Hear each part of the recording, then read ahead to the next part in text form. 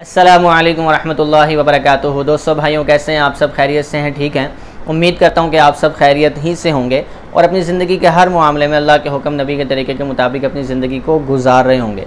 दोस्तों, हमारा जो मसाइल पर मबनी वीडियोज़ का सिलसिला चल रहा है उसमें आज अल्हम्दुलिल्लाह ये हमारी 21वीं वीडियो है और आज का जो हमारा टॉपिक है वो एतकाफ़ के मसाइल पर मबनी है। चूँकि अभी 1-2-3 दिन के बाद एतकाफ़ शुरू होने वाला है तो मर्द हज़रात जो है वो मस्जिद में एतकाफ़ करेंगे और औरतें घरों में एतकाफ़ करेंगी। लेकिन एतकाफ़ पर हमें क्या मिलने वाला है और एतकाफ़ के क्या क्या मसाइल हैं वो जानना बहुत ही ज़रूरी है ताकि हमारा एतकाफ़ सही हो सके। चूँकि बहुत सारे लोग जो हैं वो शौक़ में एतकाफ़ में बैठ जाते हैं और अच्छी बात है, बैठना चाहिए, लेकिन मसाइल ना मालूम होने की वजह से उनका एतकाफ़ बाज़ दफ़ा टूट जाता है और उनको मालूम भी नहीं होता। तो इसलिए मसाइल का जानना बहुत ही ज़रूरी है और फ़ज़ाइल का जानना भी ज़रूरी है ताकि हमें पता हो कि हमें एतकाफ़ पर में बैठने पर अल्लाह पाक क्या दे रहे हैं। तो इसलिए जो है इस मौजू पे आज जो हम आपके साथ जो है मसाइल शेयर करेंगे वो 61 के करीब मसाइल हैं, लेकिन वो मैं आज इसी एक वीडियो में आपके साथ शेयर नहीं करूँगा।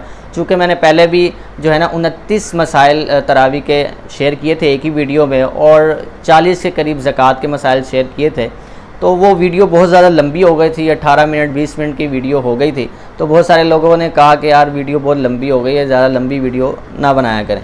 तो इसलिए मैंने अब ये सोचा है कि 61 के करीब मसाइल तो आपके साथ शेयर करने हैं, लेकिन 10-10 मसाइल करके इंशाल्लाह मैं हर अलग अलग वीडियो में आपके साथ शेयर करूँगा। तो आप लोगों से दरख्वास्त है कि ये जो मसाइल मैं आपके साथ शेयर करूँ आप इनको खूब अच्छे तरीके से पढ़ लें, देख लें, समझ लें और अपने उन दोस्तों के साथ, भाइयों बहनों के साथ भी शेयर कर दें जो एतकाफ़ में बैठ रहे हैं, ताकि उनको भी पता लग सके कि भाई एतकाफ़ के क्या मसाइल हैं। तो मौजू को आगे बढ़ाने से पहले आप सब भाइयों से दरख्वास्त है कि अगर चैनल पर नए हैं तो चैनल को सब्सक्राइब कर लें और बेल आइकन को ज़रूर प्रेस कर दें ताकि हर नई वीडियो का नोटिफिकेशन आपको बर वक्त मौसूल हो सके। और वीडियो को ज़्यादा से ज़्यादा शेयर भी कर दें और कमेंट्स बॉक्स में अपनी राय का इजहार भी ज़रूर कर दें। तो चलते हैं हम अपने मौजू की तरफ। एतकाफ़ के मसाइल में सबसे पहले एतकाफ़ का लुग़वी मानी जान लेते हैं। एतकाफ़ का लुग़वी मानी रुकना और क़याम करना है। शरीयत की इस्तिलाह में एतकाफ़ सवाब की नीयत से मस्जिद में रुकने का नाम है। नंबर 2 पर है एतकाफ़ के फ़ज़ाइल। हुज़ूर अक़दस सल्लल्लाहु अलैहि वसल्लम ने रमज़ानुल मुबारक के शुरू के 10 दिन का एतकाफ़ किया, फिर फरमाया कि मैंने शब क़दर की तलाश में शुरू के 10 दिन का एतकाफ़ किया, फिर दरमियान के 10 दिन का एतकाफ़ भी इसी वास्ते किया था। फिर मुझे किसी बताने वाले फ़रिश्ते ने बताया कि वो आखिरी 10 दिन में है, इसलिए आखिरी 10 दिन का एतकाफ़ करना है। जो शख्स तुम में से एतकाफ़ करना चाहे कर ले। चुनांचे आखिरी 10 दिन का एतकाफ़ फरमाया।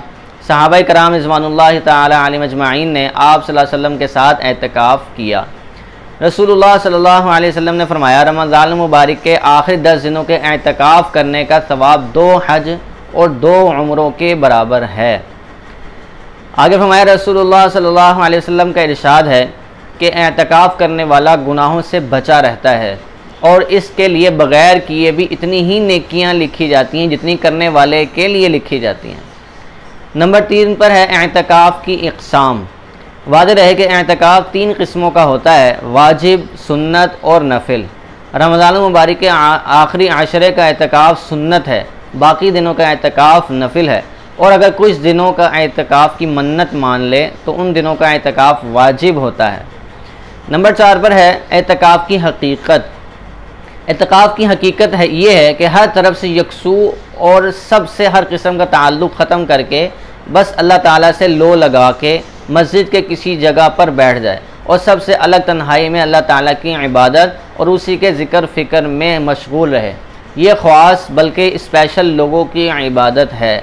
इस इबादत के लिए बेहतरीन वक्त रमज़ान मुबारक बल्कि उसका आखिरी आशरा ही है। नंबर 5 पर है एतकाफ़ का मकसद। एतकाफ़ का मकसद शब क़दर की तलाश और उसकी फ़जीलत को हासिल करना है। एतकाफ़ की हालत में चूँकि पूरा वक्त मस्जिद में गुज़रता है, इसलिए एतकाफ़ की हालत में सोना और आराम करना भी इबादत में शुमार होता है, इसलिए हमेशा एतकाफ़ करने की कोशिश करनी चाहिए। नंबर 6 पर है क्या मसनून एतकाफ़ 10 दिन से कम हो सकता है। वाज़ेह रहे कि रमज़ान में मसनून एतकाफ़ रमज़ान के आखिरी आशरा में 9 या 10 दिन चाँद के हिसाब से होता है, इससे कम नहीं हो सकता। अलबत्ता नफली एतकाफ़ 10 दिन से कम हो सकता है। नंबर 7 पर औरतों के लिए भी एतकाफ़ सुन्नत है। जिस तरह मर्द हजरात के लिए इबादत करना और सवाब हासिल करना ज़रूरी है ताकि आखिरत में परेशानी ना हो और जन्नत हासिल करना आसान हो, इसी तरह औरतों के लिए भी इबादत करना और सवाब हासिल करना लाजिम है। नबी करीम सल्लल्लाहु अलैहि वसल्लम ने इत्तिकाफ़ किया और आप सल्लल्लाहु अलैहि वसल्लम के ज़माना में आपकी मुहब्बत और इत्तिबा में अज़वाज मुतहरात वगैरह ने इस सुन्नत पर अमल किया। इससे मालूम हुआ कि औरतों को भी इस सुन्नत पर अमल करना चाहिए।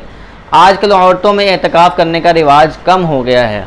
ये औरतों में दीनदारी, तक़वा, ज़ुहद, आखिरत की तरफ रग़बत और दीनी मिजाज ना होने की वजह से है।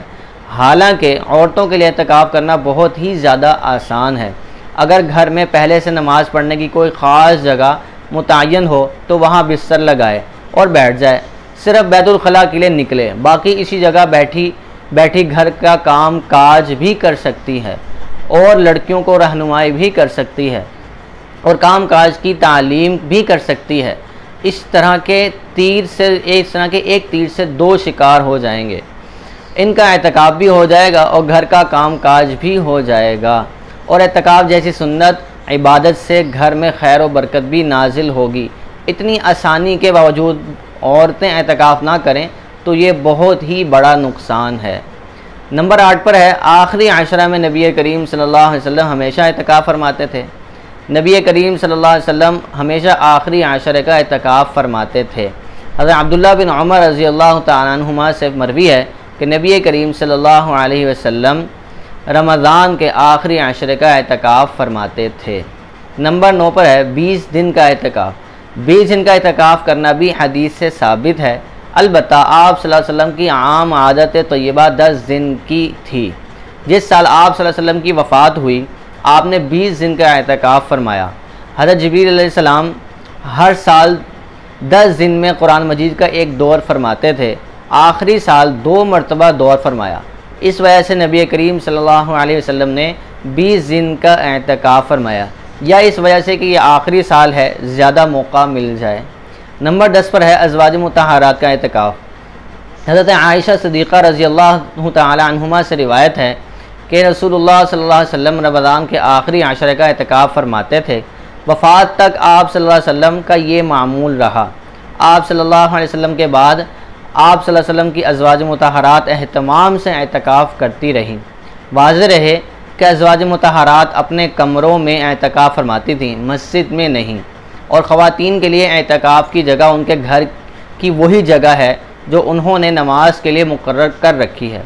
अगर घर में नमाज के लिए कोई जगह ख़ास मुकर्रर नहीं है तो इत्तिकाफ़ करने वाली ख़वातीन को इत्तिकाफ़ की जगह मुकर्रर कर लेनी चाहिए। तो मेरे भाई दोस्तों बुज़ुर्गों, ये आज इंशाल्लाह आपके साथ 10 मसाइल शेयर किए हैं। अगली वीडियो में इंशाल्लाह 11 से 20 तक और फिर इंशाल्लाह आगे इसी तरह मसाइल शेयर करेंगे। 61 के करीब मसाइल हैं। तो आप सब साथियों से दरख्वास्त है, गुजारिश है कि ये वीडियो ज़्यादा से ज़्यादा शेयर करें। जो ख़ास तौर पर जो इत्तिकाफ़ में बैठ रहे हैं उन लोगों को ज़रूर शेयर करें ताकि उन लोगों को भी मसाइल पता लग सकें और उनको फ़ज़ाइल भी पता चल जाएँ। तो इंशाल्लाह अगली वीडियो में फिर से मुलाकात होगी। तब तक के लिए अस्सलामु अलैकुम व रहमतुल्लाहि व बरकातुहू।